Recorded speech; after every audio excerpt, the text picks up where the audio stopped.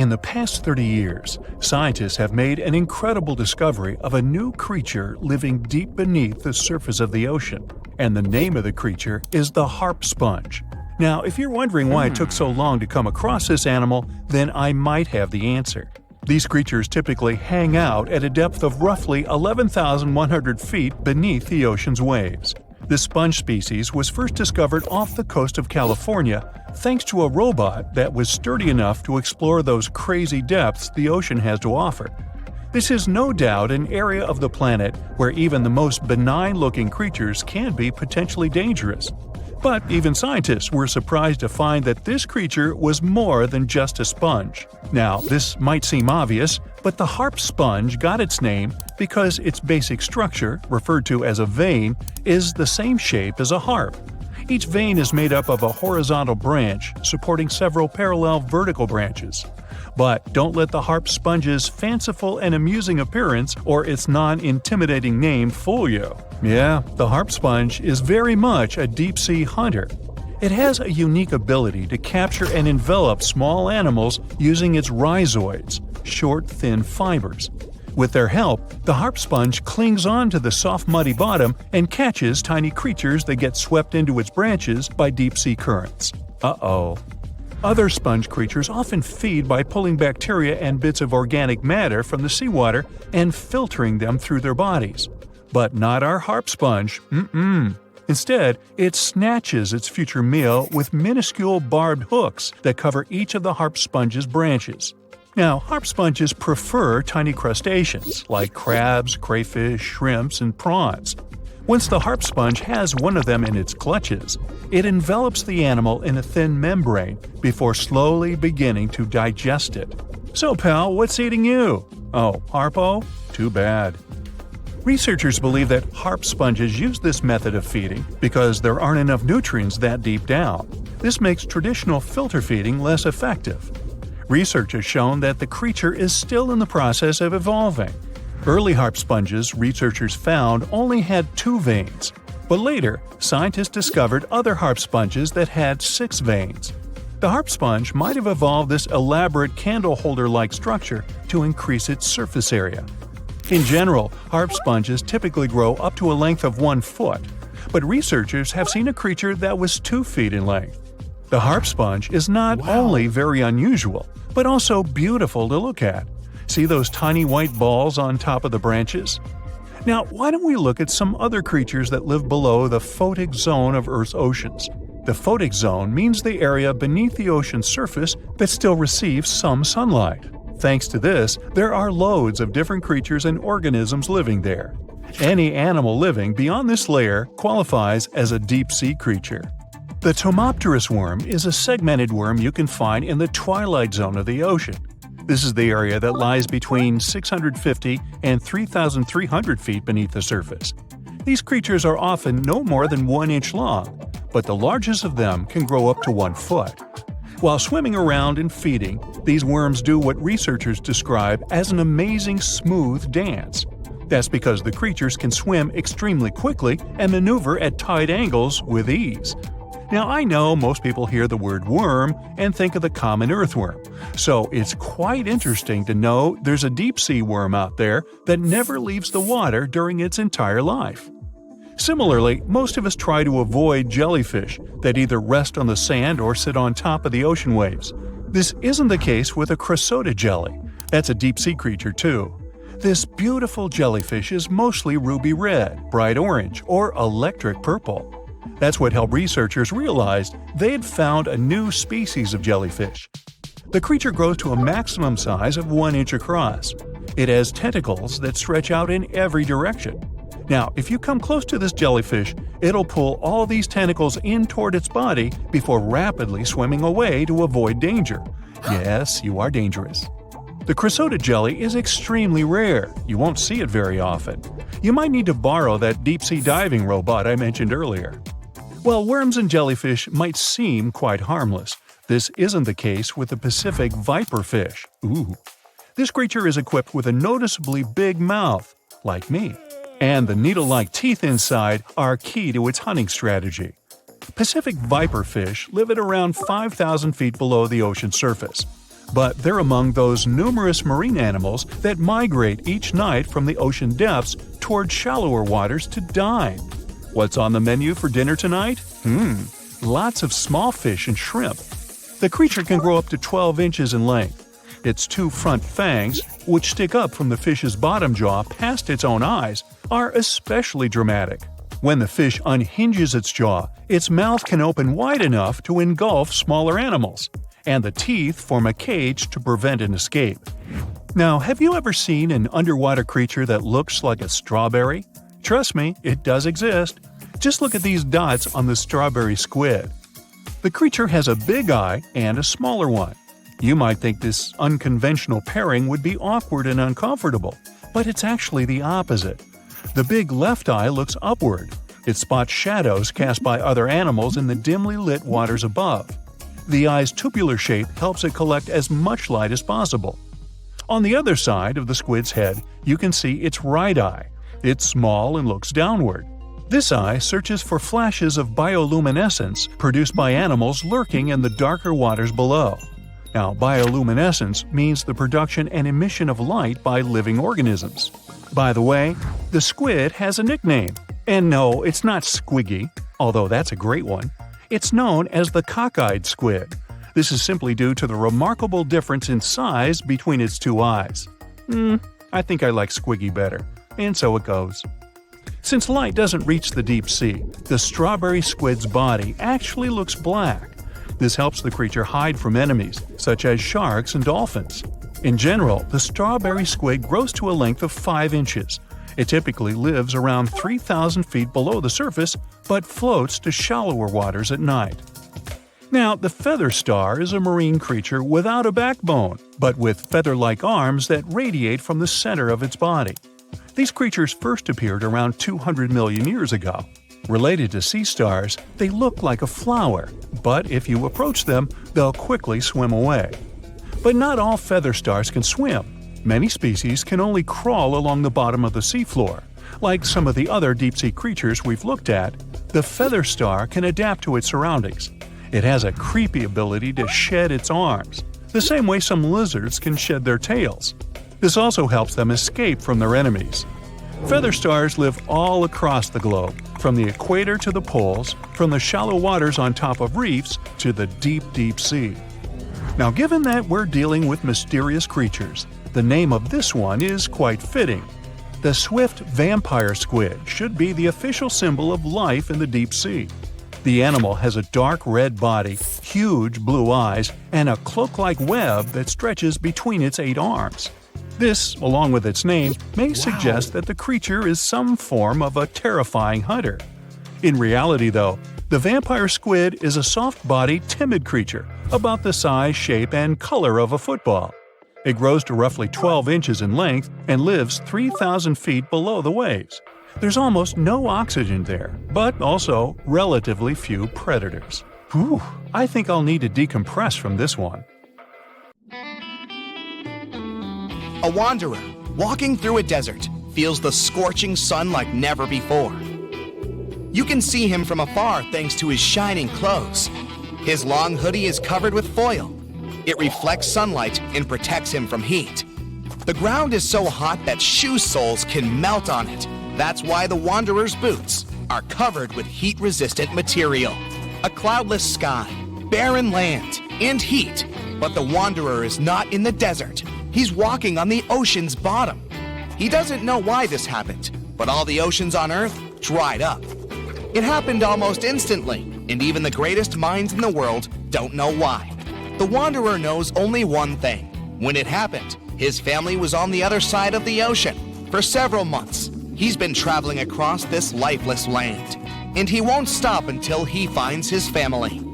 The landscape around is spectacular. People have finally found out the secrets of the ocean depths. The seabed consists of huge mountain ranges and volcanoes. They fell asleep forever after the water had disappeared. Also, there are huge trenches leading to the unexplored depths of the planet. People had to build bridges to get over these enormous cracks in the ground. But most of the ocean floor is flat plains, boundless, lifeless, merciless. The wanderer's walking across a huge canyon. Once, it was swarming with sea life. The man puts on a gas mask, but not because of a sandstorm. Many fish and other marine inhabitants used to live in such canyons. Now, all that's left is a terrible smell. The wanderer passes by huge skeletons of whales. Among them, he notices dirty tents. People are hiding there from heat. The temperature in the area is much higher than in the Sahara Desert. One of the main functions of the ocean was to distribute heat all over the planet. The sun emits heat and radiation. The ocean absorbed this energy. Lots of currents were warm, and they carried this warmth around the world. The water got heated at the equator, then it evaporated and turned into clouds. When warm air rose, it pulled along colder air from below.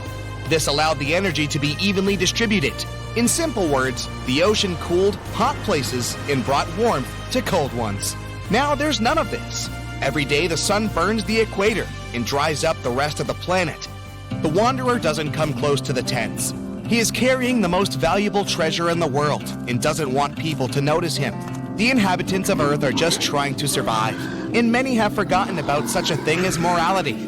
Fortunately, the wanderer still remembers. The thoughts of the family help him remain a good person. Sometimes it complicates his life. Like now, for example. In the distance, he sees a young girl. She doesn't look well. There's no one around, and the wanderer decides to help her. Out of his backpack, he pulls a thing worth more than all the gold on the planet, a bottle of water. The girl takes a few sips, but instead of thanking the wanderer, she starts screaming. It's a trap. Her accomplices appear from different sides. Looters. They're gonna take everything. The wanderer runs away. He hasn't eaten for several days, and his strength is leaving him. He won't be able to keep going much longer. The marauders are closing in on him. The wanderer throws the bottle aside. His pursuers rush to the water like crazy. They forget about the man and fight one another for the bottle. The chances of the wanderer's survival have greatly decreased. He could make this bottle last at least several days. Plus, he's also lost a lot of fluid because of running. In the beginning, there was no panic because of a lack of water. The ocean dried up, but its waters were salty anyway. People still had seas, lakes, and rivers. But the problem was that the ocean was feeding them. When the ocean water evaporated, it formed clouds. These clouds moved all over the world and enriched lakes and rivers with rain. Now, there are almost no clouds.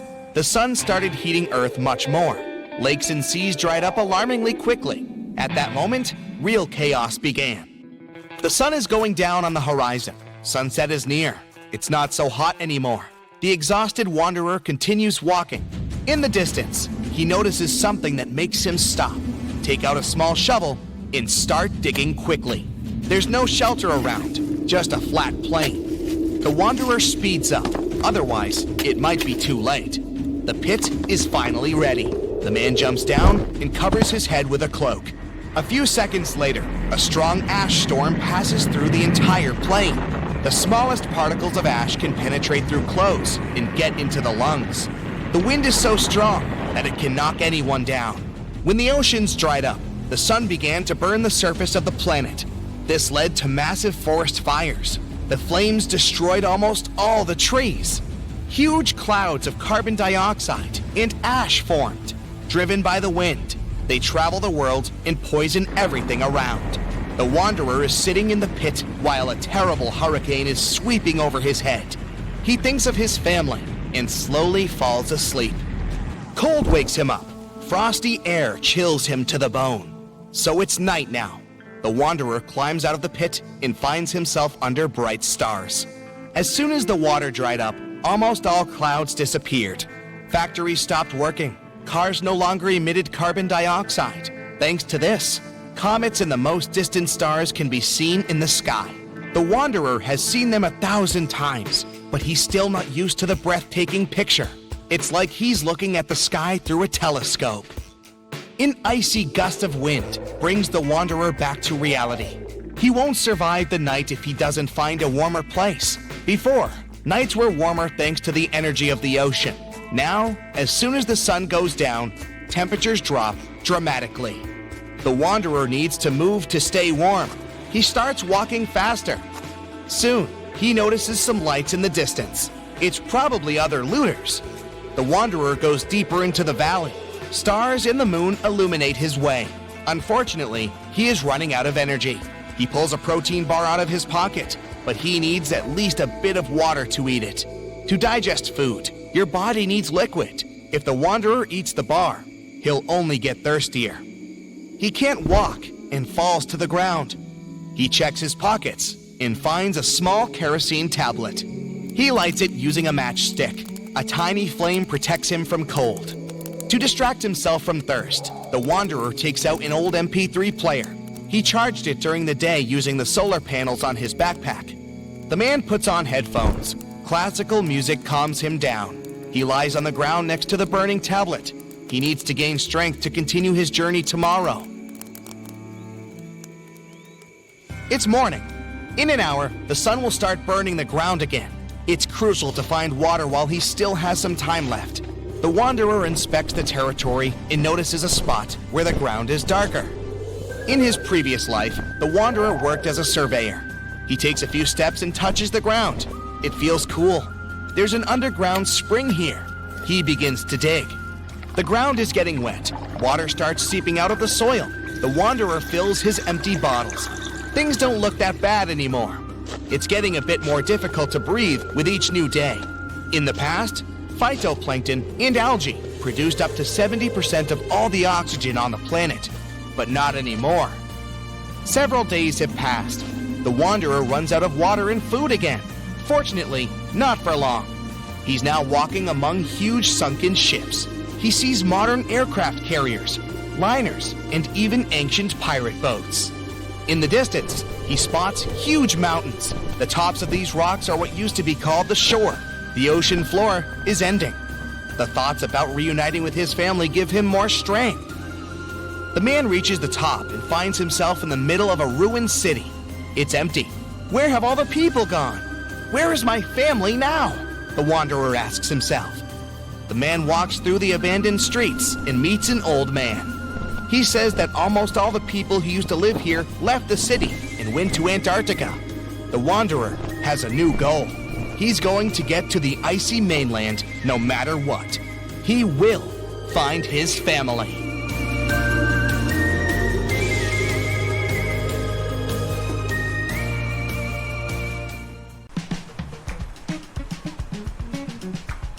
Can you swim? Good. Because you're going on a journey to the deepest point of the Pacific Ocean. Now put on your flippers. The very bottom of the Mariana Trench is awaiting. Now get in the water. Really, come on. All right. 1 foot underwater. That's the depth you can swim with no special gear like a mask. Hey look, must be some tourists. Or whales. 10 feet underwater. That's a little deeper than the public pools and beaches around the United States. You can see colorful fish and even phytoplankton that feed on the sun's rays. 26 feet down. This is the depth at which the foundations of the floating city of Venice in Italy stand. Builders laid columns at that depth on which they later built houses and streets. 30 feet underwater. You start to feel a lot of pressure. When you're on the surface, you're under atmospheric pressure, 15 pounds per square inch. But here, at 30 feet, that pressure is doubled. All the air pockets in your body, like your lungs or ears, begin to compress from this pressure, giving you discomfort. But no worries, your organs are soft and elastic, so you can keep diving. 40 feet underwater. Oops, you're running out of air. An average person can hold their breath for 30 to 90 seconds. The current record is an incredible 24 minutes and 37 seconds. Gasp. Okay, you'll need some diving equipment to continue your descent. There you go. Thank you very much. Tourists dive to this depth to look at reefs and corals. You don't need special skills for that, but you can't dive any deeper without training or a license. 45 feet down. Be careful. There's sharks swimming here looking for food, like you. Sometimes tourists descend to this depth in a safe cage to see the sharks up close. You're better off staying away from these predators and not attracting their attention. So make sure you're not wearing any bright and shiny jewelry. Sharks love that kind of thing. 62 feet underwater. You could see the Aquarius Reef Base Lab in Florida at this depth, if you were in Florida. It's really an entire building with rooms for exploring the seafloor, accessible through a hatch. 105 feet down, you see a strange bell hanging from a chain. People used to use these things for deep diving about 400 years ago. They'd lower a bell on chains with divers inside from a ship. There was enough air inside the bell for them to breathe. That way, they could explore sunken ships with treasures. 140 feet. At this depth, you could find an entire sunken city in Qianda Lake, China. You can still see streets, houses, and temples there. 330 feet. Whoa! You almost hit a huge blue whale. How could you miss it? These guys, the size of 2 train cars, usually dive to that depth. Shh! Let's listen to them sing for a while. It's beautiful. Now, let's keep going. 660 feet. This is where most of the ocean life ends. Sun rays hardly penetrate any deeper into the water. Everything below are unusual fish like this angler. They have such an unusual appearance because they have to adapt to the high pressure here. 702 feet underwater. This is the last mark where you'd see a human without diving equipment. This man holds the title of the deepest man on Earth, and he's the only one who has managed to get to this depth. The water pressure on his body here was 20 times greater than that on the surface. 985 feet. Ooh, what was that sound? Whoa, that's a submarine. That's the maximum depth they can dive to. Some of them can reach speeds of 26 miles per hour. Fun fact, an ostrich can run twice as fast, but she can't swim. 1,090 feet. Say bye to this scuba diver. You won't see them any deeper than this. The world record was set in the Red Sea. It only took the diver 12 minutes to reach this depth, but it took him a whole 15 hours to return to the surface to avoid decompression sickness. So now you get an atmospheric deep diving suit. It's completely sealed, and you won't feel the insane water pressure on your body in it. 1,454 feet. If you stuck the Empire State Building in the water, its tip would be here, and all the carpet inside of it would be wet. 2,300 feet down. The water pressure here is 70 times greater than on the surface. The flexible plastic parts of your suit can't withstand that kind of pressure. So here's some urgent delivery. It's an ultra-deep submersible. Now you can continue your dive all the way down. 2,717 feet. Here you'd see the tip of the tallest building on Earth, the Burj Khalifa. Alright, who's sinking all the tall buildings around here? 5,387 feet. This is the depth of one of the oldest and deepest lakes in the world, Lake Baikal. Its area is slightly larger than the entire country of Belgium. 8,040 feet. That's the record depth the Perdido oil platform reaches in the Gulf of Mexico, and its above-water part with 3 decks is almost as high as the Eiffel Tower. 11,962 feet. This is the average depth of the Atlantic Ocean. You can see a huge tube as wide as a giraffe's neck, and it just seems to be endless. True, this cable connected Europe and North America and used to serve for telegraph communications. 12,303 feet underwater. Suddenly, in the darkness, you see the outline of a ship. No way! That's the Titanic itself. The intense water pressure would crush a person at this depth, so you can only dive down to the Titanic in a submarine. 13,123 feet. Whoa! Here would be the end of the deepest mine in the world, Imponen Gold Mine in Africa. But you still have deeper places to go. Let's speed up. 20,000 feet. Here you can see the deepest debris of an old ship. The USS Johnson sank more than 70 years ago. You can still clearly see the number 557 on its bow. 26,200 feet. Here, in this total darkness, you'll find the deepest fish in the world, the Mariana snailfish. They're as long as a domestic kitten and have almost transparent skin. Their eyes are poorly developed for vision because the sunlight never reaches this deep. 29,030 feet. If you take Mount Everest, flip it over, and stick it into the Marianas Trench, this is exactly where you'd see its tip. Even though this is the highest point on our planet, you'd still have a lot deeper to go. 35,755 feet down. Here, in the Challenger Deep, you'd still see life. You'd need a microscope for that, though. Bacteria living here feed on organic molecules, similar to oil. A little deeper? Congrats! You've touched the bottom. It's 36,070 feet deep. The pressure here is 1,071 times higher than on the surface. But you're not the first person to have been here. One of the last expeditions to the bottom of the Mariana Trench was in 2012. An American filmmaker descended here in a submarine he designed himself. But the pressure broke some of the engines, so it was hard for him to maneuver here. The sonar was also damaged, and some of the batteries drained. He was in the Challenger Deep for about 3 hours and took many pictures and videos. If you look closely at the bottom itself, you can see bubbles. It's carbon dioxide and liquid sulfur. It's freezing here because of the extreme pressure and temperature close to freezing. But there's still life here in these harsh conditions. The 3 microorganisms are most common here: xenophytophores, amphipods, and small sea cucumbers. There's so few of them because they don't have enough food down here. Usually, there's a lot of palm leaves on the ocean floor, which get there from the land. But the Mariana Trench is 124 miles from the nearest islands. So the only food here is old plankton and fish scales from the ocean's upper layers. But it needs to travel tens of thousands of feet to become food for the bottom dwellers. But can you go even lower into the crust of the Earth? Well then, you'll need to unleash your giant drill and fire up the jet engines. You're pushing another 36 miles through the Earth's crust, and here is its edge. You've entered the upper mantle. It's an ocean of hot lava, 1,800 miles deep. You have to literally swim through this, reaching the outer core, another 1,400 miles deep. Then you reach the inner core, another 755 miles, and congrats! You're at the very center of the Earth. I hate to ask, but how do we get out of here? So you're swimming 2 miles down at the bottom of the ocean. Don't ask me how, just play along.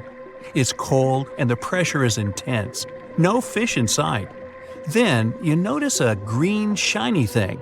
It's a cookie cutter shark. Its neck glows in the dark to attract fish and other delicious treats. The shark doesn't look like much. It's small, about the size of a cat. It has brown skin and large green eyes. But looks can be deceiving. Every night, this creature rises to the surface and goes after great white sharks, whales, even swordfish. If you look closely, you'll see a round mouth with a bunch of sharp teeth in it. They don't just bite, they work kind of like a saw. This one's called a cookie cutter shark because when it sees something delicious, it takes a cookie-shaped bite out of it. These sharks have even been known to disable submarines. Wonder what flavor they are. Our next shark is about the length of a car. Only about 100 of these sharks have ever been seen, but if you met one, you'd never forget it. It has a big mouth, a huge mouth, a mega mouth, like me. It's the mega-mouthed shark. You could easily fit in it if you curled yourself up. They're not dangerous though, not to humans. They feed by swimming around with their mouths open, filtering out plankton and other underwater goodies. The shark has special organs in its mouth that glow, attracting little crustaceans. It swims deep in the ocean in total darkness. Probably has a great smile though. Thresher sharks also have a huge body part, the tail. It's almost half the length of the shark itself, and it looks like a helicopter blade. It's one of the few animals that hunts using its tail. The shark sneaks up on a school of fish and starts to shake its moneymaker. This freaks out some of the fish, which is exactly the plan. In a pinch, it can also use its tail to defend itself. The best thing about this shark, it doesn't attack people. The angel shark. There are quite a few types of angel shark out there, but they're more shark than angel. They're flat like stingrays, and their skin is covered with patterns that help them blend in with the seafloor. Because of this disguise, divers sometimes accidentally touch them, which isn't the best idea. They're fast and have powerful jaws. Still, they prefer the taste of small fish to you. The horn shark has 2 ridges that look like horns right above its eyes. It's definitely the grandpa of the shark world. Not aggressive, swims pretty slowly, and is up late almost every night. Its two favorite meals, sea urchins and crustaceans. It moves its fin on the seafloor almost as if it had paws. But don't underestimate this guy. It has one of the strongest bites of any shark. It needs those strong teeth to crush the shells of its late-night meals. And if something tries to attack it, watch out. Horned sharks have sharp spikes on their fins. The award for the ugliest shark goes to the goblin shark, and it's not even close. From the outside, it already looks kinda weird and is about the size of a pink underwater motorbike. It has a long tail and a seriously long nose.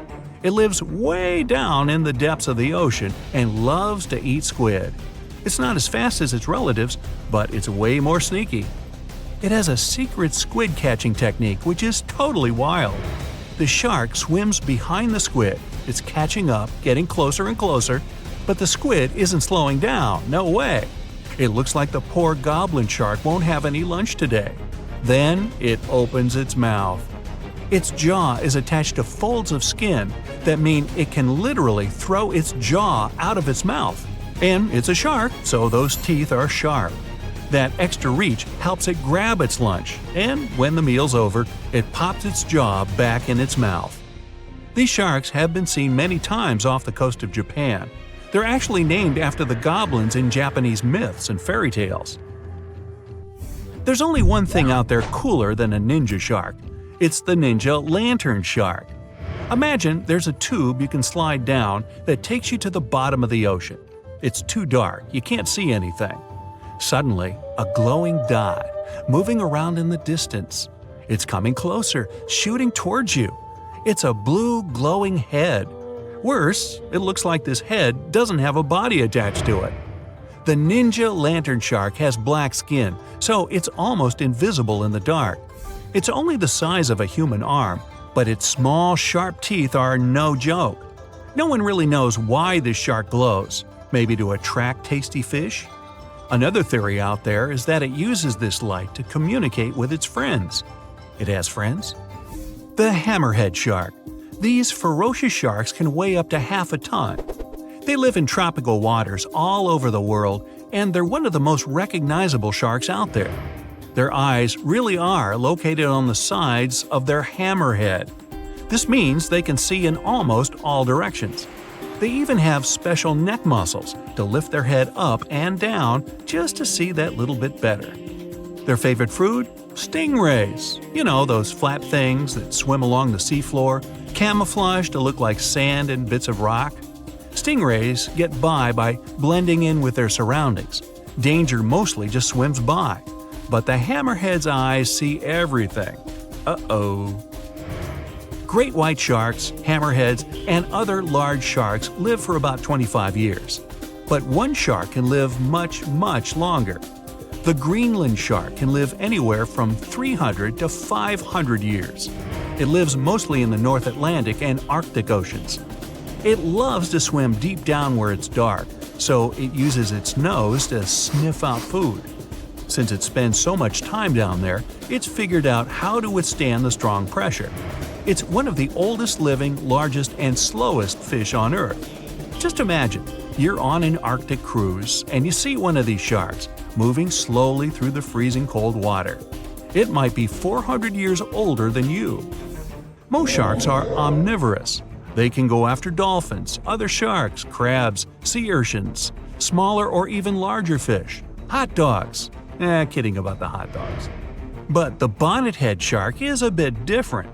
It eats algae for about half its meals. It's actually related to the hammerhead shark, but its head looks more like a shovel. Can you dig it? If you see this guy swimming around, you might think it's a sea snake or a huge water worm. Frilled sharks like to swim way down at the bottom of the ocean, like a lot of sharks. When they're chasing something delicious, they move kind of like a snake. And just like a snake, they like to gulp down their lunch all in one piece. But that doesn't mean they don't have teeth. They have about 200 nice and sharp ones. The saw shark has a long, flat, and seriously spiky nose. Those teeth on its nose never stop growing. Each tooth is equipped with electric receptors to help the saw shark feel around for nearby fish, like a ship's radar. When dinner's nearby, the shark swims up and strikes with its nose, waving it around like a knight showing off his skills. Meanwhile, you won't have time to blink if this guy floats past. Did you see it? How about now? Meet the fastest shark in the world, the short-fin mako shark. It can swim up to 35 miles per hour. That doesn't seem that quick on land, but underwater, that's fast. Slower than a cheetah, but faster than most dogs. It's warm-blooded, which is super rare for a shark. That helps it swim to cold and distant places where an ordinary shark simply wouldn't survive. The swordfish goes much faster. It can swim up to 60 miles per hour. It's not a shark, but it's still an amazing creature. In a race, the swordfish will usually come out on top, but it's not just fast, it's ingeniously fast. It has a gland next to its nose that pumps out a special oil. This oil spreads through its nose and comes out through tiny holes. This special oil is waterproof, which lets the swordfish glide through the water at high speed. In 2018, the most powerful underwater earthquake occurred between East Africa and Madagascar. There was a deep rift between the Earth's crust and the mantle. Hundreds of thousands of tons of magma came out on the surface of the ocean floor. After that, a huge underwater volcano with a height of 2,700 feet was formed near the coast of Madagascar. This is almost twice the height of the Empire State Building, and all this is hidden under the water. French scientists studied this place since it had regular seismic activity. When the geologists went on an expedition to the coast of Madagascar, they discovered this giant underwater rock, which was not here until recently. With the help of geological equipment, they discovered the earthquake happened deeper than usual, below the Earth's crust. Geologists created a special observatory to monitor the situation at this site in real time. Between February and May 2019, they recorded about 17,000 seismic activities below the ocean floor. Scientists had never recorded such deep earthquakes. This suggests that there are reservoirs and drainage systems inside our planet through which magma flows. It's like the veins and vessels of a living organism. The volume of lava the volcano spews at this place can be compared with the volcanic eruptions in the hottest spots of Earth. Perhaps this is one of the most catastrophic, but at the same time, beautiful events in nature over the past few years. To understand what can be beautiful about this, let's first figure out what an underwater volcano is and how it works. Inside our planet, there are incandescent liquid metals and molten rocks containing almost all the chemical elements from the periodic table.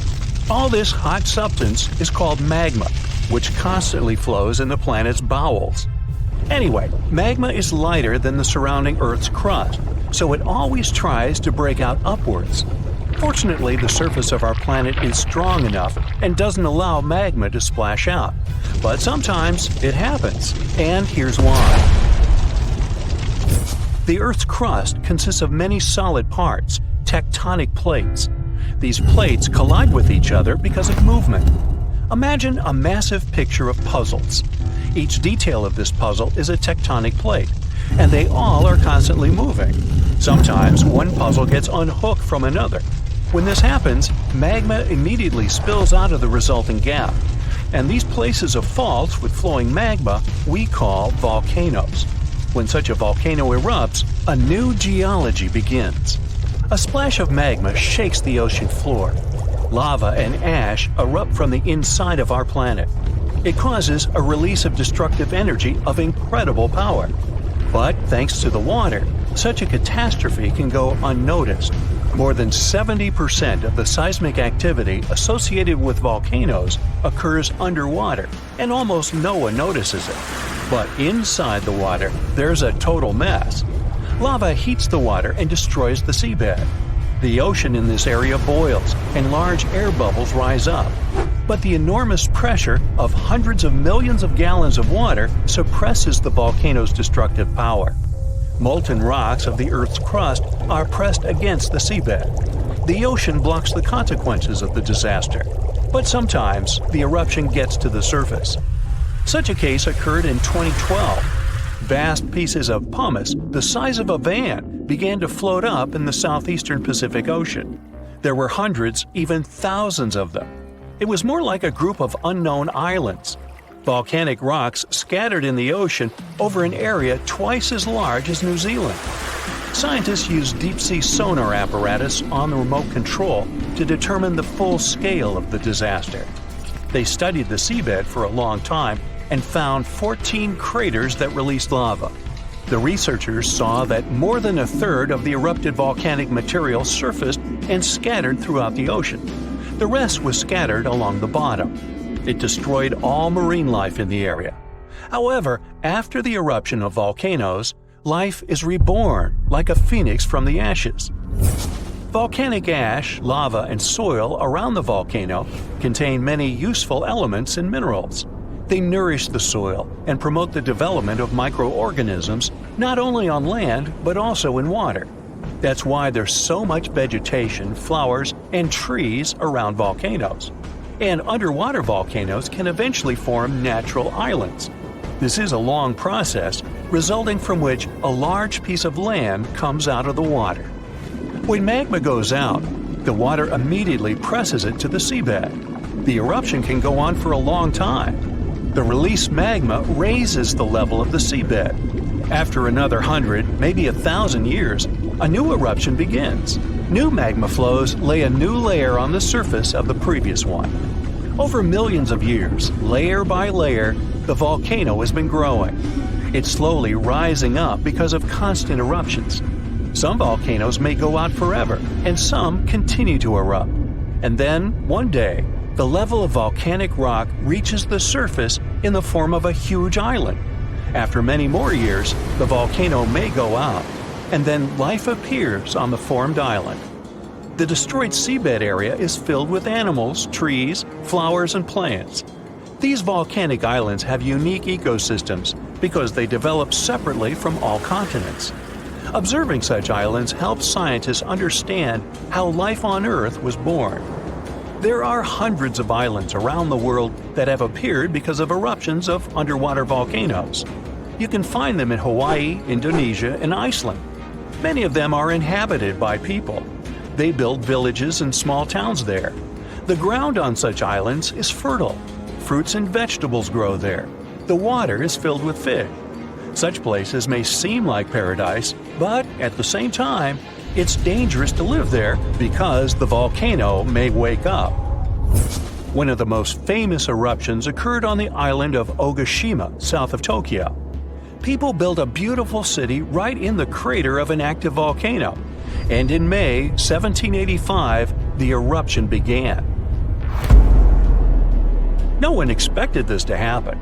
At some point, thousands of birds rose and flew away from the island, and then the ground began to shake. A heavy, low sound came from beneath the underground depths. Thick smoke escaped from the top of the green volcano. The mountain threw dirt, large rocks, and red-hot pieces of magma into the sky. The disaster lasted several weeks. People managed to evacuate, and then there was a long recovery. Locals rebuilt the houses and brought the city back. Almost 250 years have passed since that moment, and during this time, the volcano has never woken up. Despite the risk of a new eruption, people continue to live there. The population is growing since this place resembles paradise, and no one wants to leave it.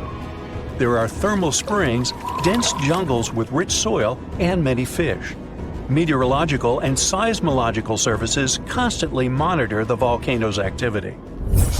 Movements and fractures of tectonic plates create another natural disaster, destructive tsunamis. Unlike volcanoes, huge waves are formed when seismic activity causes the crust to move vertically, up or down. When this happens, water pressure shifts on the ocean floor, which releases energy. This energy pushes the water and creates a tsunami. By the same principle, you form a small wave when you throw a stone into the water. First, a small tsunami appears. Then it picks up speed and increases in size. Its height can reach the level of a 5-story building. It's heading for the coast and accelerating to 500 miles per hour. This is almost twice as fast as a Formula One race car. millions of gallons of water weighing thousands of tons are getting closer. And now the wave reaches the shore and demolishes everything in its path. Houses, trees, cars, nothing can withstand the destructive force of nature. Such tsunamis are a frequent occurrence on the coast of Japan. People have built massive shields near the land to stop the waves before they hit the shore. Still, in spite of all preparedness, somehow, nature always prevails. Hello, Brightsiders! Do you know where the deepest place in the world is? I think it's in the Pacific Ocean, near the Philippines and Papua New Guinea. It's the famous Mariana Trench. So let's take a tape measure, a very long one, and attach its end to the boat on the surface. Now we hold our breath and jump in the water. Fish and marine animals swim by. We descend lower to the depths and into total darkness. And after several hours, we reach Challenger Deep. The tape measure shows a depth of 36,200 feet. The famous Mariana Trench is not the deepest place on Earth, as everybody thought. The Kola super deep borehole located in Murmansk region in Russia beats it by a wide margin. And scientists have discovered something unusual and sinister there. When geologists were drilling the hole, they could reach the depth of 9 miles. And then they encountered voids.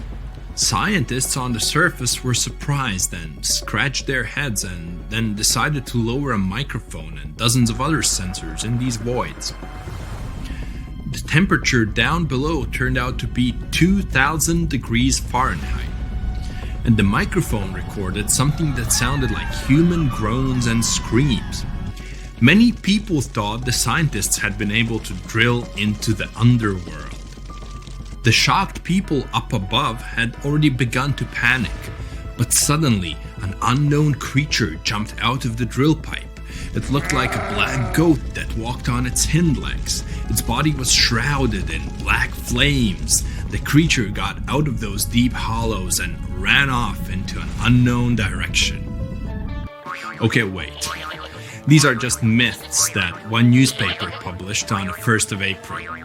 It's International Joke Day, by the way, but many people believed it. It made many believe the scientists working at the borehole had opened a portal to the nether, and that now horrible, outworldly creatures were free from their imprisonment. But like with any myth, there's some truth to it. The deeper the scientists drilled, the higher the temperature got. At 3 miles deep, it was 160 degrees. At 4.5 miles, it was 250. And at the maximum depth of 7.5 miles, the sensors recorded a temperature of 413 degrees. One day, scientists heard a loud explosion underground. They stopped working and everyone tried to find out what caused such a loud pop.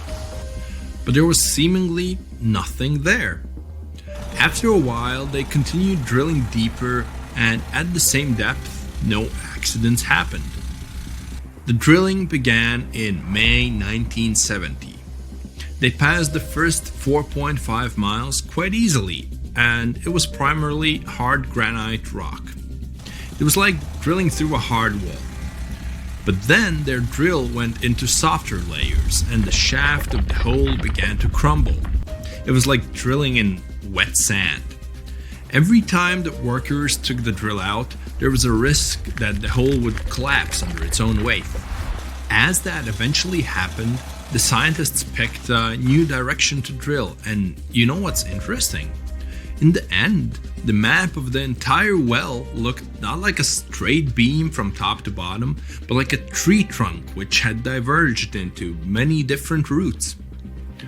9 years later, scientists reached the depth of 31,400 feet and broke the world record for the deepest borehole.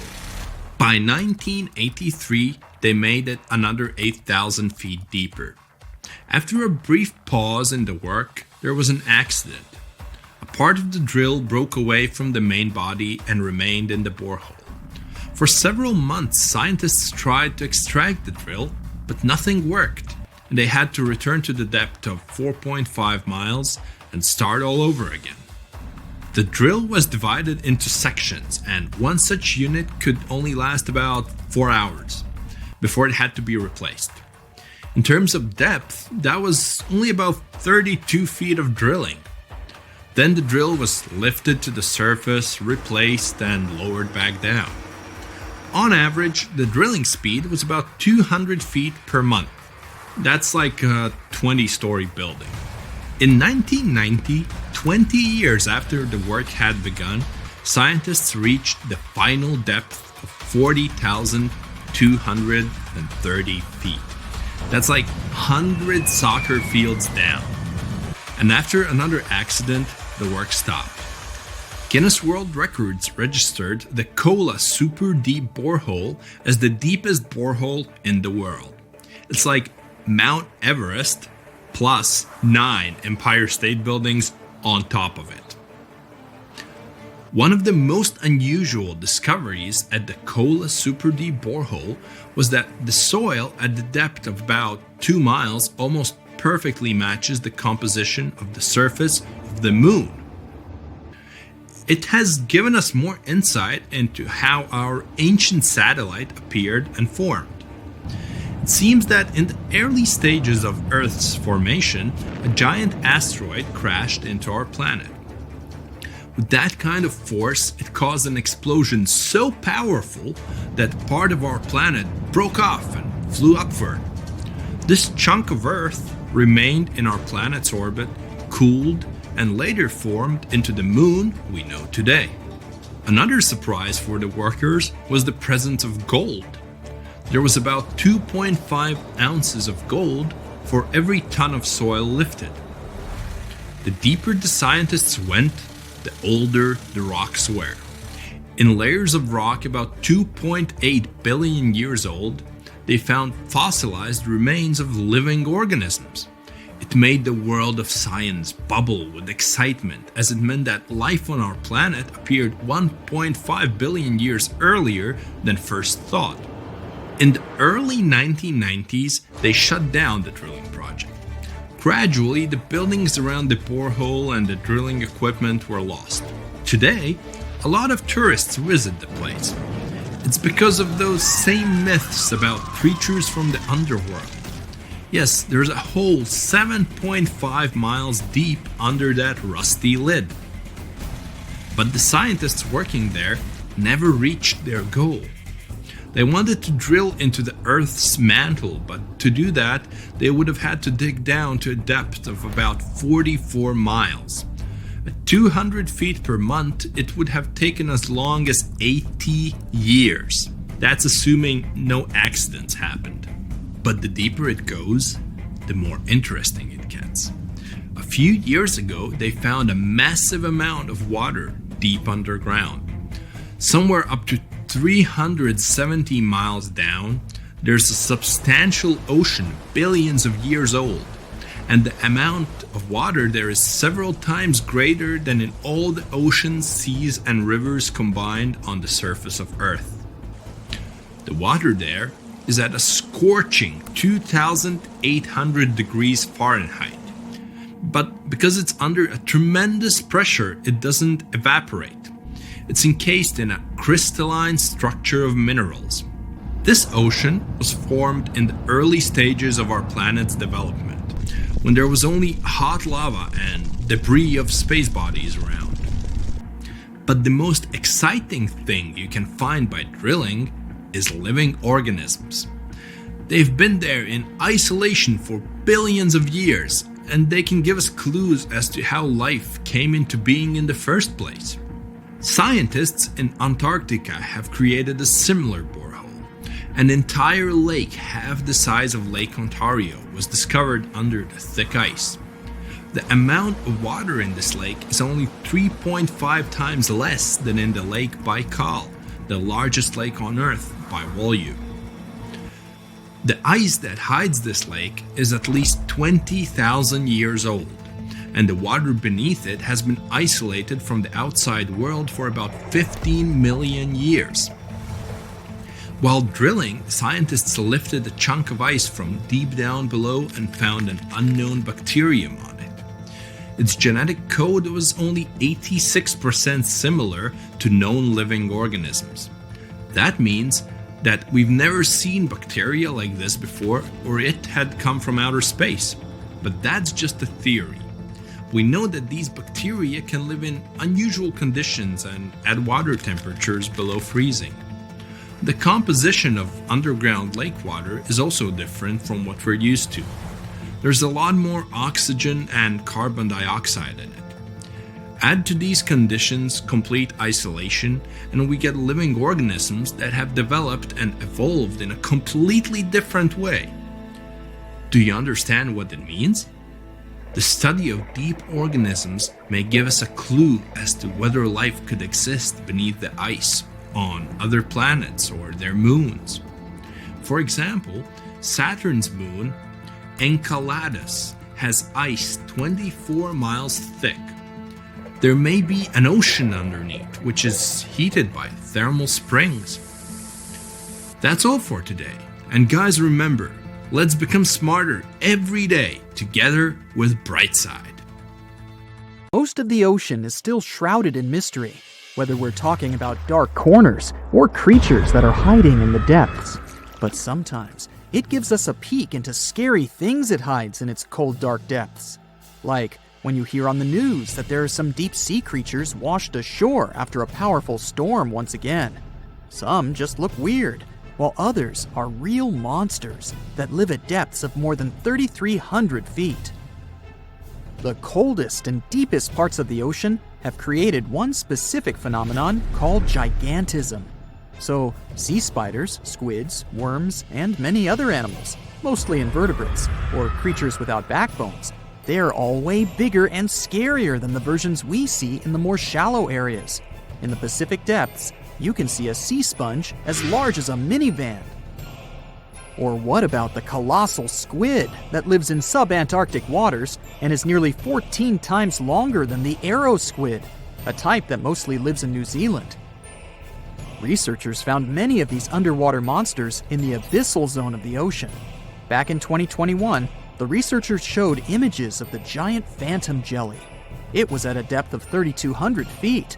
Its tentacles were 33 feet long. Wow, I wouldn't like to face that one on the beach.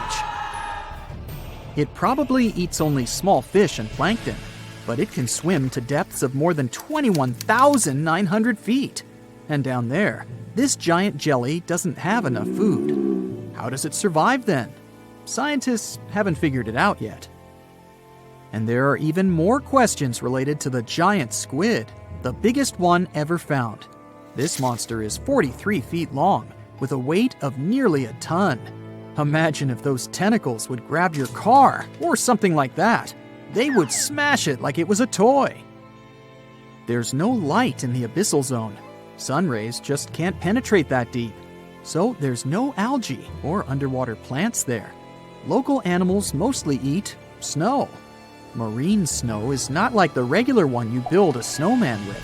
It consists of any small flakes or remains that fall from the surface of the ocean. Maybe even some leftovers that animals up there couldn't eat. So it's not much. But apparently, it's enough for very large creatures that hide deep down there, like giant squids. Squids that generally live at such depths don't bother going after their prey. They just wait until the poor animal swims right up to their long tentacles and falls into a trap. It may not be the best method ever, because not many animals will even swim into these dark, cold parts. But it's the method that saves energy. A giant squid eats only 1 ounce of fish daily, which is approximately 45 calories. That's nearly 50 times fewer calories than an average person should eat per day. So when a squid gets 1 fish, it saves it for a couple of days. I hope giant squids won't get the idea to go to the surface and look for food when there's not enough of it in the abyssal zone. And I hope even more that giant Greenland sharks won't get that same idea. You can find them at depths of up to 7,200 feet. They're twice as slow as we usually walk, They swim at a speed of 1.12 feet per second. Their slowness is part of the energy-saving mechanism that creatures down there need to survive. But they can speed up in the form of short bursts when they need to catch prey. But they kinda change their diet from predator to scavenger, considering their environment. There will be more leftovers falling from the surface than animals to go after. Greenland sharks grow just 0.4 inches per year, and they're mostly 20 feet long, which means they live for a very long time, sometimes up to 400 years. They also have a slow metabolism, and that's one of the main factors for their long life, too. Greenland sharks like to spend their time in cold waters. They're adapted to that, since their tissues have specific chemical compounds that prevent the forming of ice crystals all over their body. That means they have some sort of natural antifreeze. So, what makes them so big? Scientists are still not sure, but some theories try to explain it.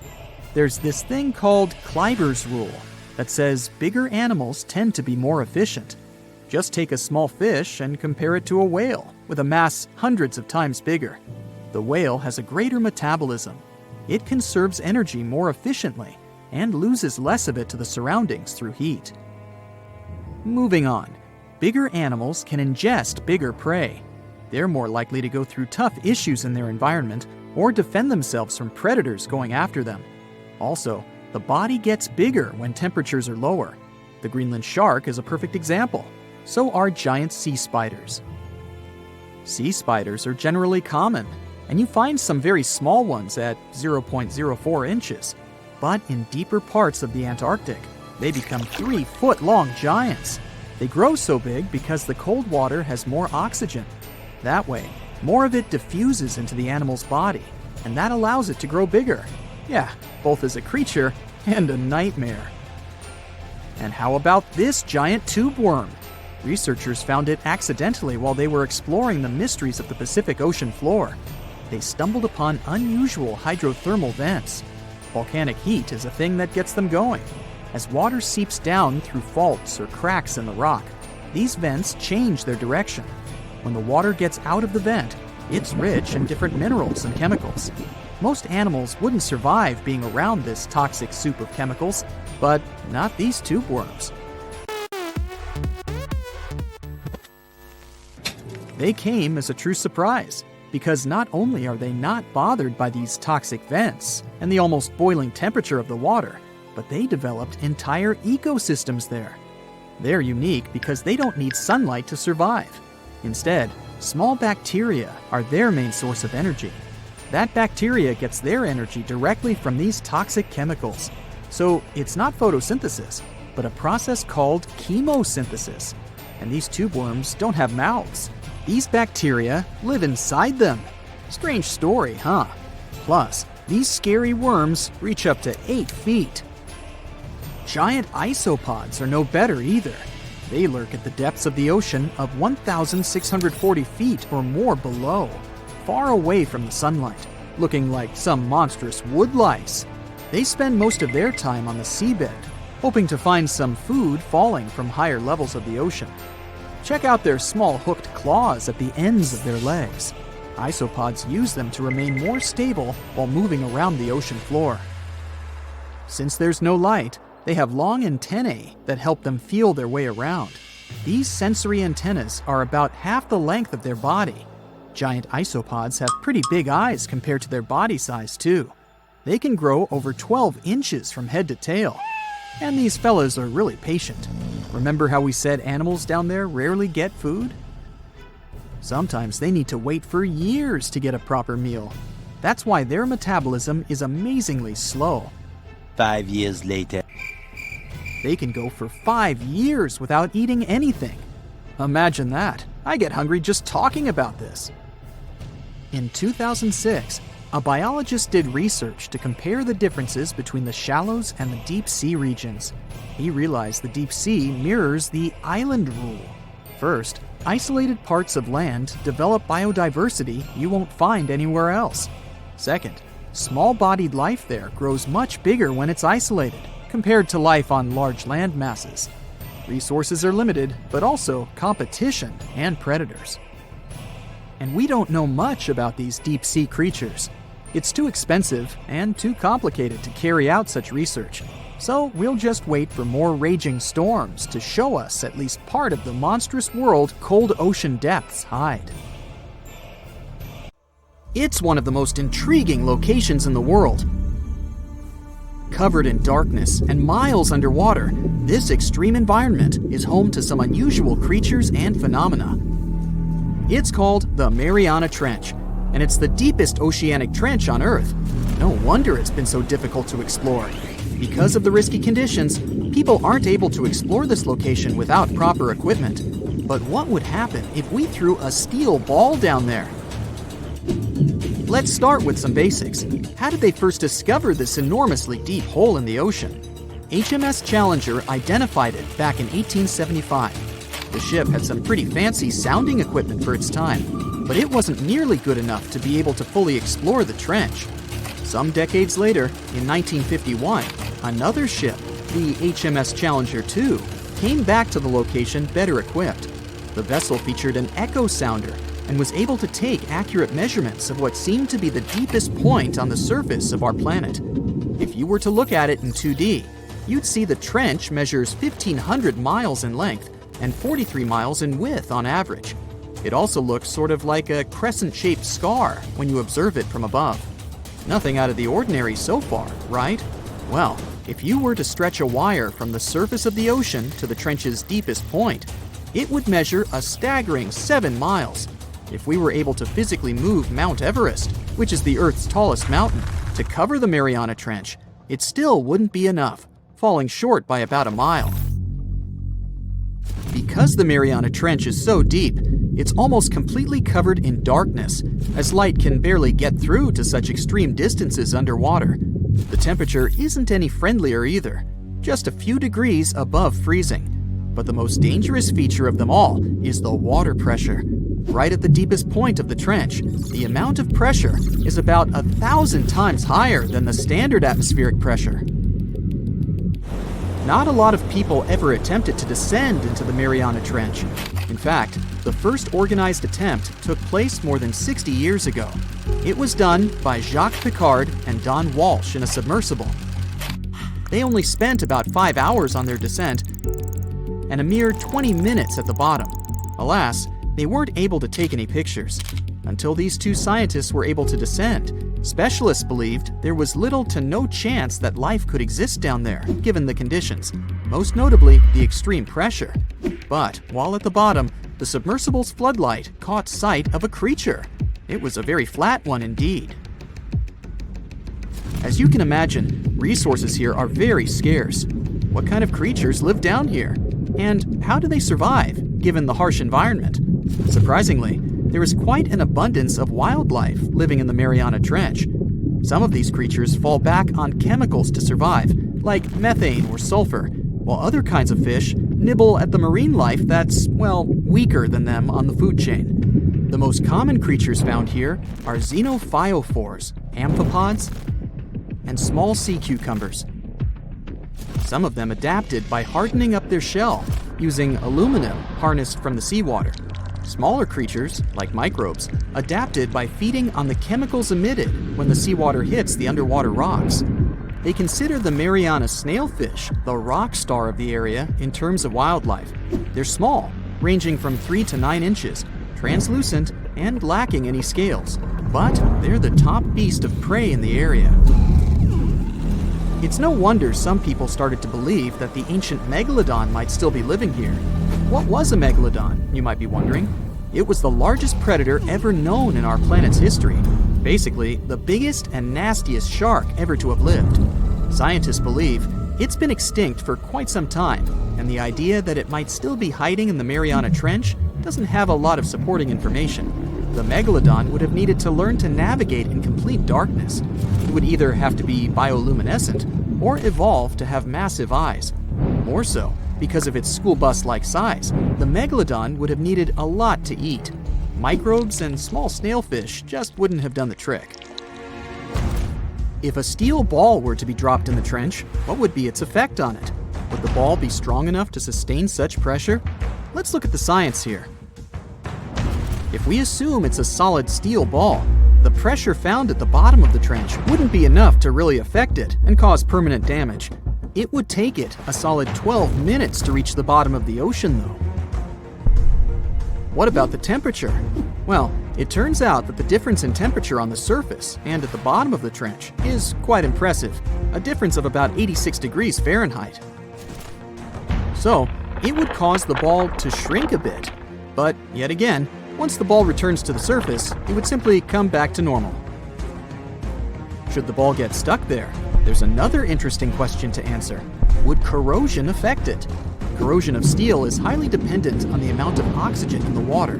The amount of oxygen dissolved in water remains constant at depths greater than 3 miles.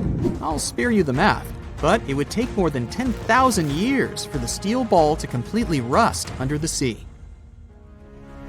I can't help but wonder, though, what would it take us humans to be able to survive at such extreme depths?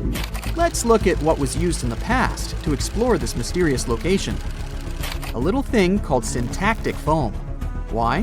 Because it's the only material that can both float and resist the amount of pressure found here. Without this sort of protection, our lungs would rapidly collapse here. More so, the pressure from the water would push liquid into our mouths, replacing the much-needed oxygen with water. Then, there would be the much-needed ability to be able to come back to the surface should anything not go as planned. One of the vessels that went for a deep dive here had 1,000-pound steel weights attached to it, so it would ensure its sinkage. These weights were connected to the ship by a special type of wire that had an increased corroding time of 11 to 13 hours in seawater, just in case something went wrong down there, and they'd have to bounce back faster. Given the harsh conditions here, the problem of oxygen supply is really important too. Any vessel looking to descend into the Mariana Trench again would need to consider some sort of device that can recycle the air in order to reduce the amount of oxygen that needs to be transported down there. And the last, but definitely not the least of all problems, would be electricity. There surely isn't a power socket down there for you to charge your phone. So, there needs to be enough battery life to support all the necessary equipment, communication, oxygen supply, lighting devices, and so on. None of these problems seem to be quite the challenge anymore, since, as of recently, you can buy a tour of the Mariana Trench. 3 lucky individuals were part of such a project back in 2020.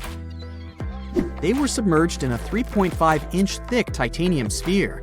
This ensured that they didn't feel any pressure changes and physiological stresses whatsoever.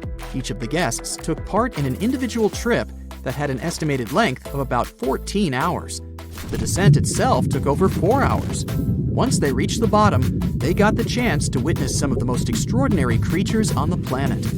Then it was time to start the 4-hour ascent back to the surface.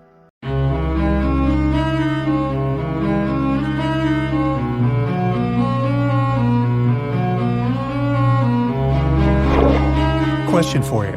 Do you think Atlantis could be real? It remains as one of history's greatest mysteries. The legend began with Plato all the way back in ancient Greece, the tale of a civilization that formed and prospered before our own. Atlantis was supposedly a highly technological society, much like the Mayans. But, as the legend says, due to the people's greed, they were punished by a flood that destroyed and submerged their cities.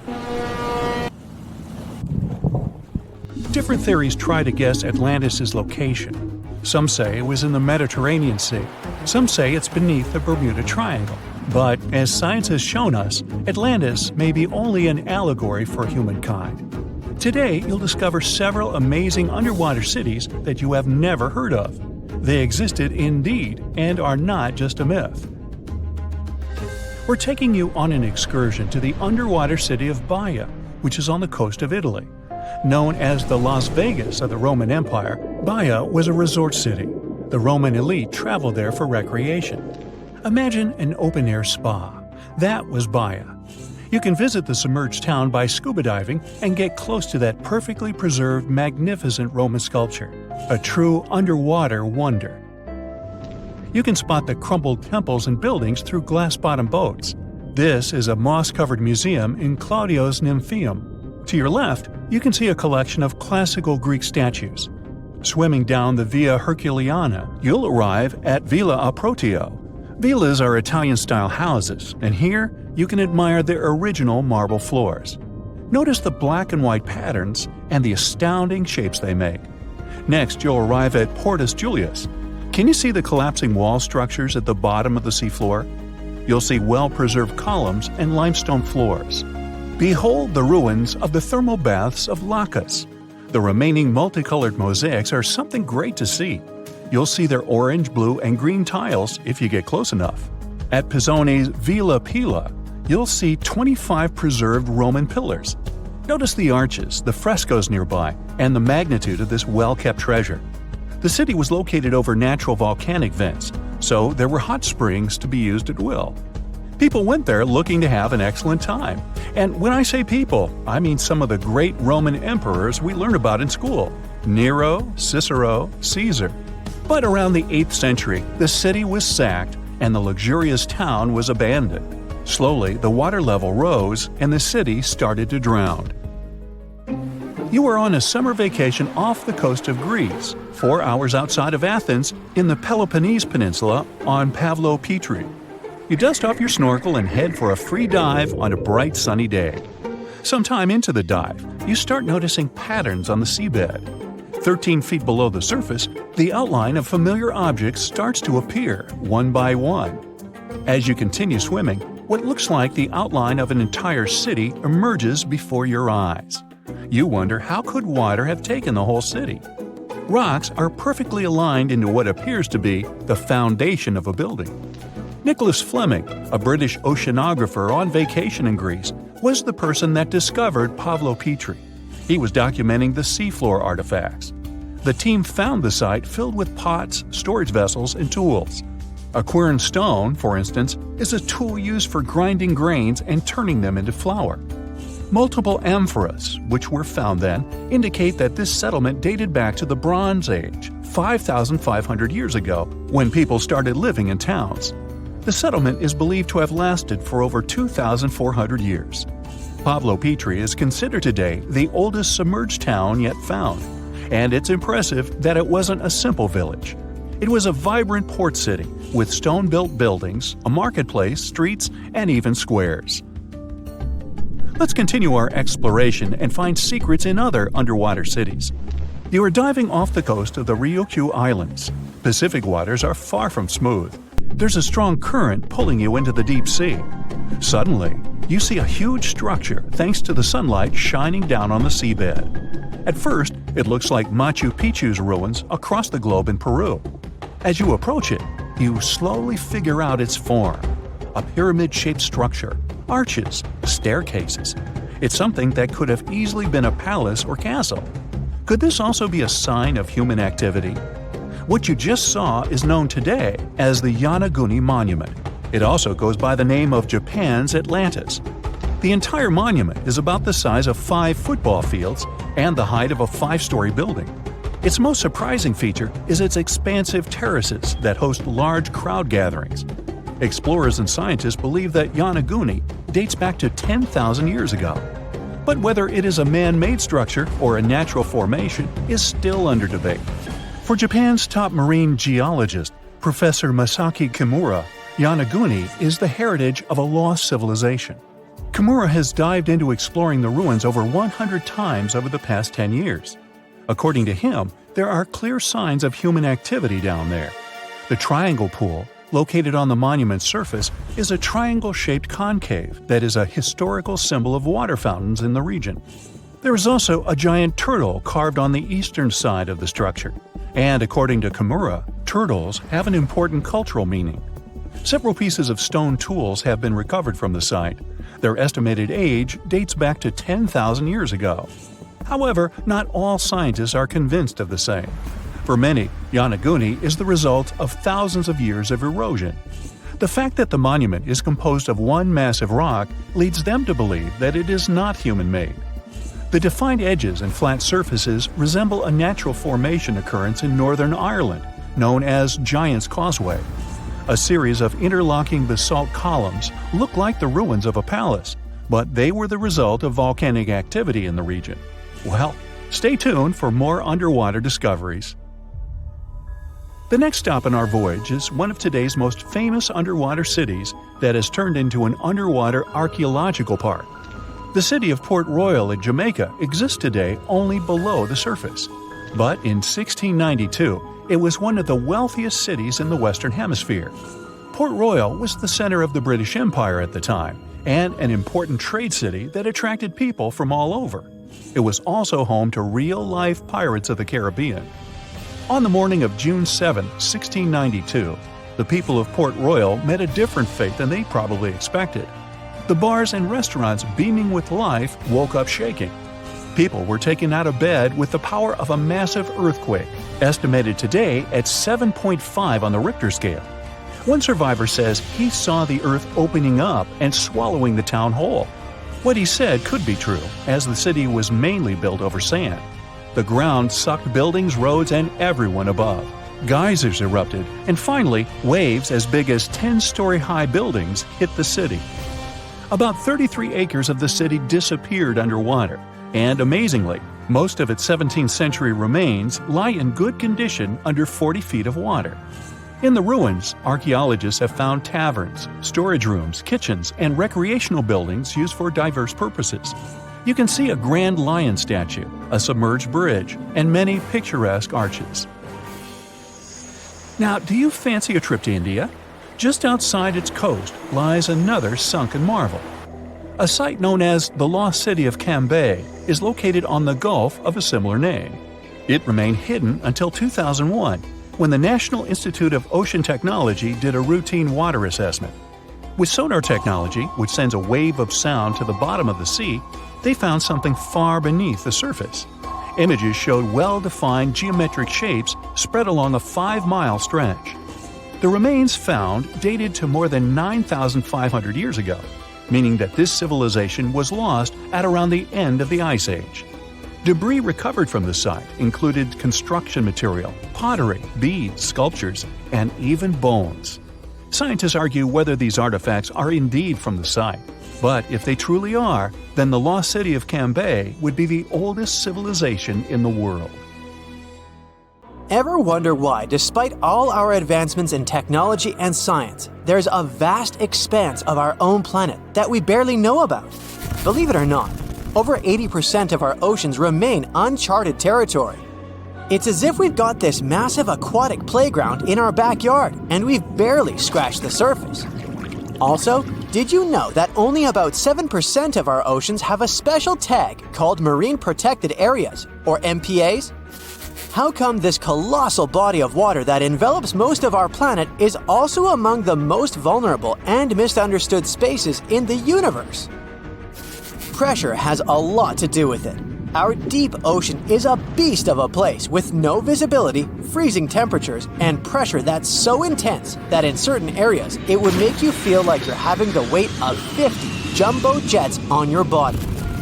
No wonder we're having an easier time sending people into space than to the bottom of the ocean. The deeper you go into the waters, the more pressure piles up.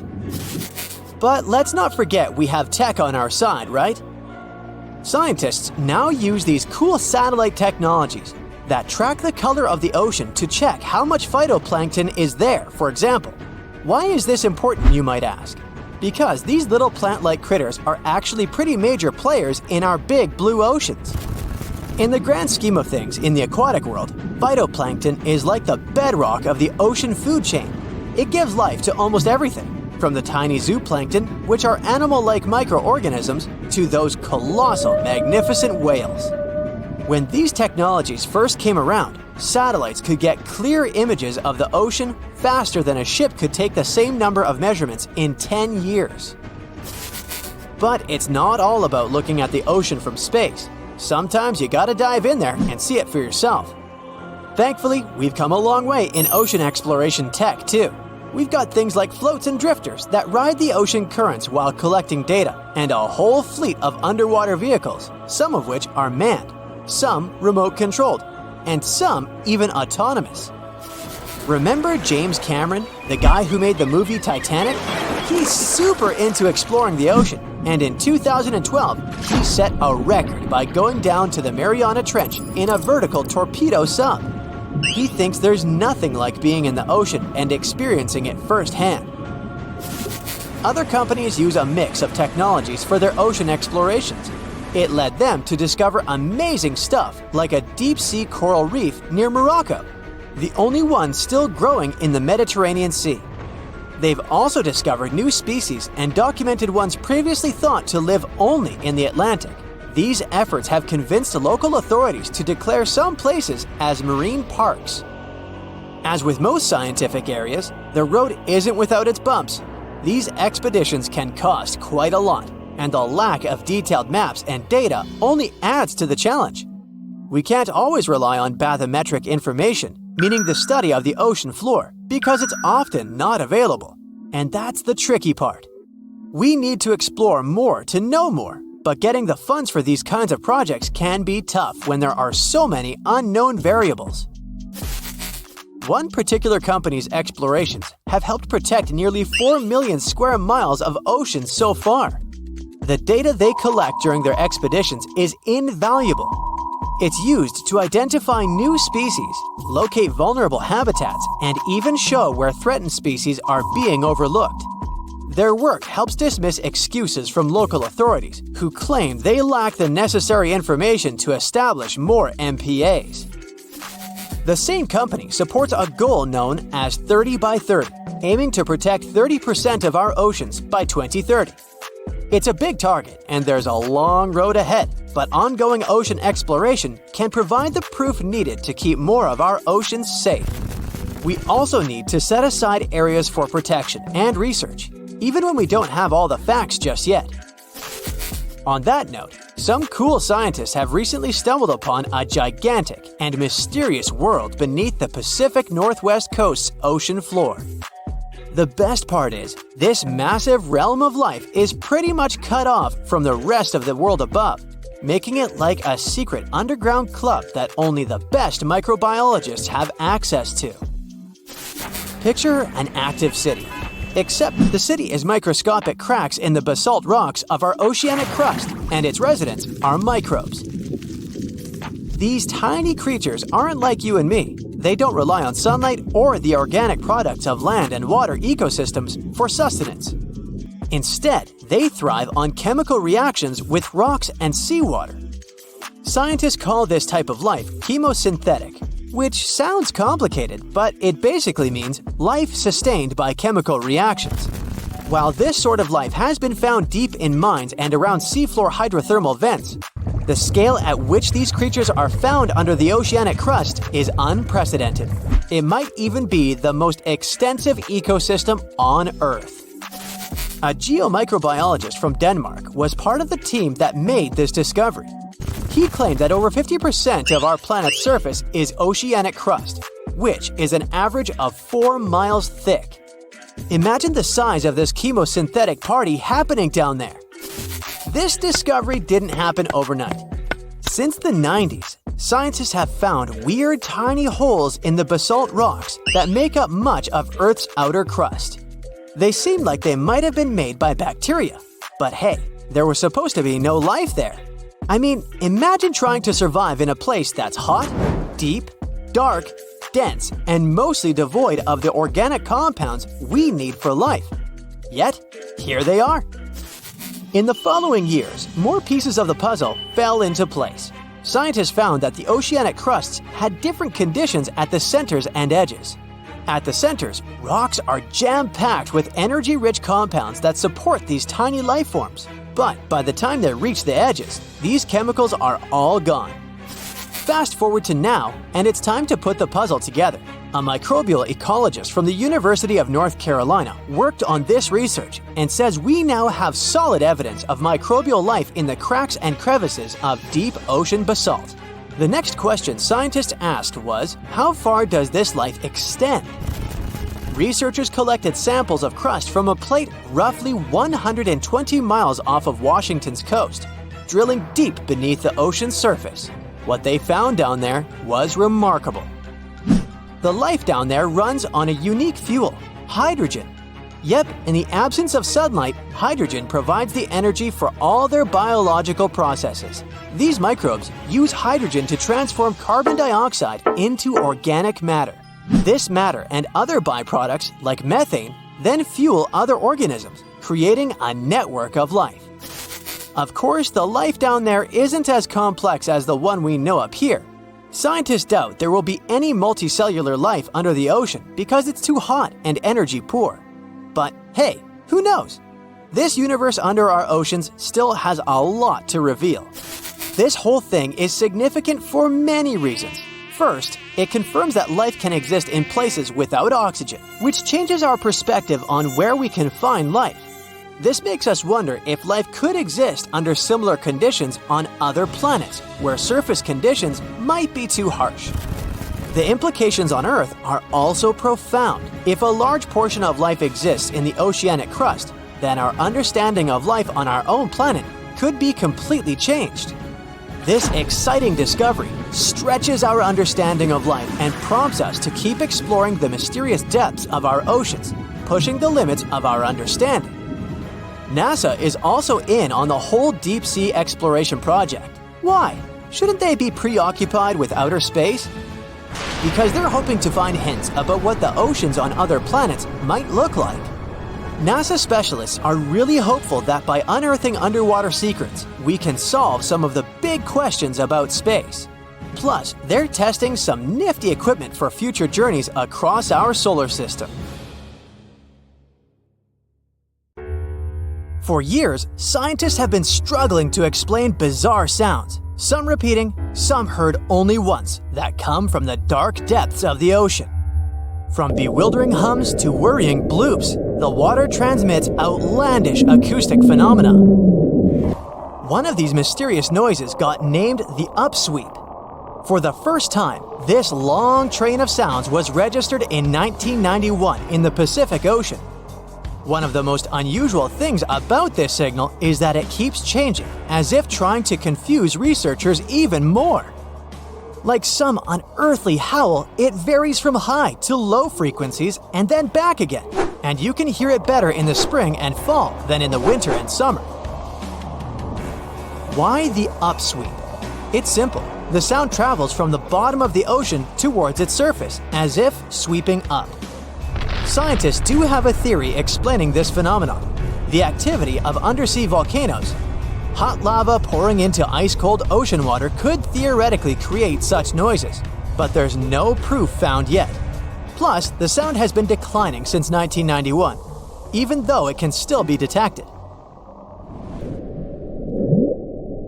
The bloop is the name given to an ultra-low frequency and incredibly powerful underwater sound that was recorded in 1997 by the U.S. National Oceanic and Atmospheric Administration. The bloop continued for approximately 1 minute. Having started from a low rumble, it gradually rose in frequency. It also kinda mimicked the noise created by marine animals, but its volume was so great that no living creature known to science could have made it. When the bloop occurred, underwater microphones managed to record it from a distance of 3,000 miles away. Rumor has it that the noise might have something to do with the fictional half-octopus monster Cthulhu, or some other colossal deep-water creature. But if you don't believe in monsters, science has another explanation: iceberg fracturing. The thing is that icequakes recorded in the Scotia Sea resemble the mysterious bloop a bit too much for it to be a coincidence. The whistle resembles this annoying sound when a kettle of boiling water is telling you it's time to make a cup of tea. But even though it may not be as blood-curdling as some other bizarre ocean sounds, it doesn't make it any less mysterious. Plus, the whistle is very elusive.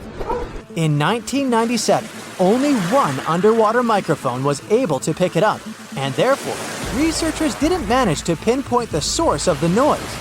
The most likely cause of the sound is an eruption of one of the submarine volcanoes.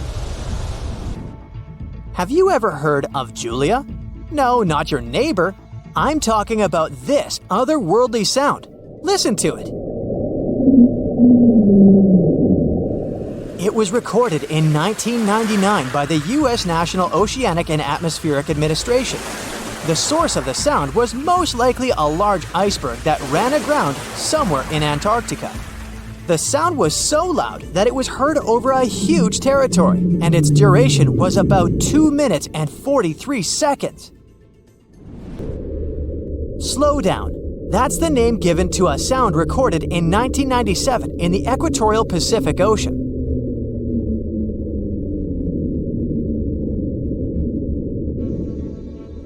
The sound was called this way because it slowly decreased in frequency over 7 minutes or so. It's been picked out a few more times since it was recorded for the first time. The source of the sound isn't very mysterious. Most likely, it was produced by a massive iceberg that became grounded in Antarctica, or it was caused by moving ice. By that, I mean the friction produced by a large ice sheet moving over land.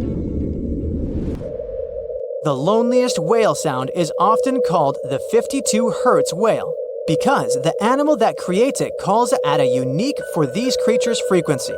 When you listen to this sound, it sounds like a low bass note. At the same time, it's much higher than the normal frequency of the whale call, which rings between 10 and 40 Hz. Interestingly, scientists have been listening to the world's loneliest whale for decades, but haven't managed to figure out its precise location. Nobody knows whether the mammal is male or female, what species it is, or if the animal is still alive. After all, for the last time, its call was recorded in 2004. Earth-shaking booming sounds have been reverberating off some parts of North Carolina for more than 150 years. Called Seneca guns, they're most often heard near the coast. The sounds are so powerful that they often rattle window panes and sometimes vibrate entire buildings. They can last from 1 to almost 10 seconds. Even though scientists haven't cracked this mystery yet, there are some theories. They range from earthquakes to severe distant storms and quarry blasts. But even though the ground trembles every time the phenomenon occurs, no seismic activity coincides with these events. So far, scientists have come to the conclusion that the mysterious sounds happen in the atmosphere, not on or under the surface of our planet. If this theory is true, bolides might be the answer. These extremely bright meteors often explode once they enter Earth's atmosphere. Or Seneca guns might be born in the ocean. Sometimes, when enormous waves collide far away from the shore, you can hear it, even if you're nowhere near the coast. Seneca guns are a type of skyquakes. You don't need to travel to a particular part of the world to hear one of those. Mysterious sonic booms ramble from the sky everywhere, from the US to India and Japan. Just like Seneca guns, this sound phenomenon occurs mostly near the coast or a big body of water. Rattling glassware and windows in the nearby houses, skyquakes could be connected with ultra-fast airplanes breaking the sound barrier. But people started hearing the first skyquakes in 1824.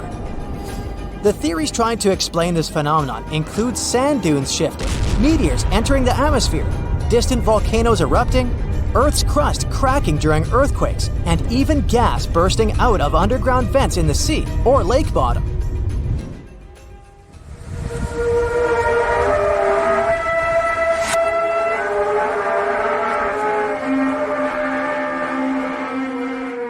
In different countries all over the world, people get paralyzed with fear after hearing otherworldly trumpet sounds that seem to be coming from the sky. The inhabitants of the US, Canada, Australia, Germany, and the Philippines have already heard this hair-raising noise since it was first recorded in 2008. These sounds are sometimes called the sound of apocalypse. And although until recently, nobody could understand the origin of the sounds, NASA claims that there is nothing to be afraid of. The noise can be coming from our own planet. Usually, it's quiet and thus inaudible to the human ear. But when it gets louder, the outcome is the very trumpet sounds that scare people all over the world. Bristol hum started in the 1970s when hundreds of Bristol inhabitants began to talk about a bizarre noise audible only at night. The noise was a low-level hum, and nobody could identify or trace the source of the sound. But the strangest thing about the noise was that one day, it stopped as abruptly as it started. But not before people in other towns across Britain reported hearing similar sounds. Some time ago, the mysterious sound returned. In 2015, a group of French scientists claimed that they had solved the mystery of the Bristol hum. They stated that the culprit was ocean waves that made the ocean floor vibrate. But while it was all good and well, it didn't explain why the sound was around for only several years or why it chose to return. If you ever come to the town of Taos in New Mexico, don't let another strange and unexplained phenomenon send you running for the hills. This phenomenon is a faint, low-frequency hum ringing in the desert air and grating on your nerves. Even stranger, only 2% of people who live in Taos hear this noise. But for those who do, it's unstoppable torture. On top of that, everyone describes the sound in a different way, from a quiet whir to an eerie hum or even persistent buzz. And while some people believe that the Taos hum is the result of unusual acoustics, the others suspect a bad case of mass hysteria. No one has located the origin of the hum yet.